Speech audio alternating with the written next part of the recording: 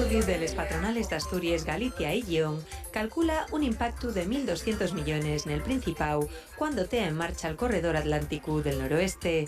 L'informe presentaron-lo en Madrid para pedir que se acelere la ejecución del proyecto ferroviario.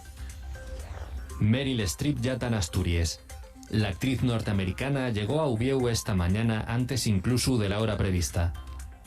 La premio Princesa de les Artes llegó al Hotel de la Reconquista col Sor Manu. Mañana va a hacer la semella oficial como galardonada.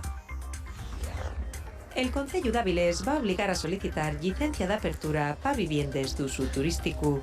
Y el primero de Asturias que aprueba una regulación asina. Para abrir un de estos agospiamientos va a haber que presentar en el Concello una declaración responsable.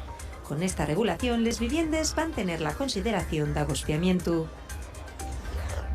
Prisión Palome acusado de apuñalar a la so parella el pasado domingo en Ciudad Naranco, Nubieu, y que foi detenido una cai hores después.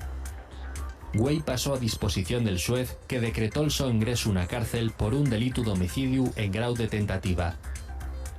La mujer recupérase de les sos feries Neluca.